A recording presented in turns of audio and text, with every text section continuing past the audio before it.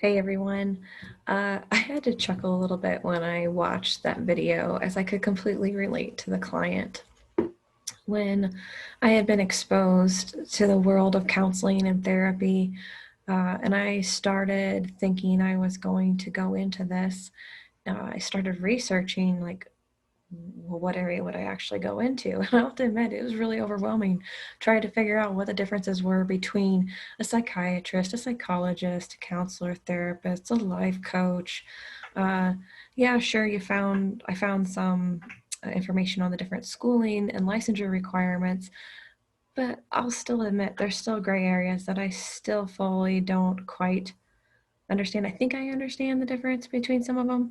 And of course, I'm learning more, but there's still some gray areas in that. So I just had to chuckle when I watched that video, and it was clear the client really didn't understand what she was going to be getting from her mental health professional. Uh, so it was just kind of one of those things that made me chuckle. So as I was reflecting on the video and my own experiences to formulate an answer for this discussion uh, on the importance of having clear professional identity and that why it's important for us to educate and our clients to understand our professional identity. The ACA Code of Ethics section section C TAC 2, TAC A seem most appropriate and applicable to the discussion that I was formulating for you guys. And that section is about boundaries of competence. And it says, counselors practice only within the boundaries of their competence based on their education, training, supervised experience, state and national credentials, licensure, and appropriate professional experience. And I felt that was most important for and applicable for what I'm going to talk to you about right now. So to me, when thinking about this discussion topic, I just reflect back on in any type of business or service relationship, it's important to establish clear expectations of what each party will be receiving during that relationship. So, you know, your roles and responsibilities of each party that's involved, how we're going to measure success and failure, what the final outcome or what we hope the final outcome to be. If we don't do this, then it's just setting the relationship up for a rocky way forward, and you know it can just be a mess.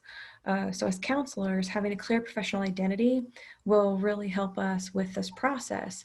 And a huge part of that is heavily relying upon our boundaries of competence. Obviously, we can only provide our clients what we have training and education towards or what we're comfortable in providing them. So they have to understand that.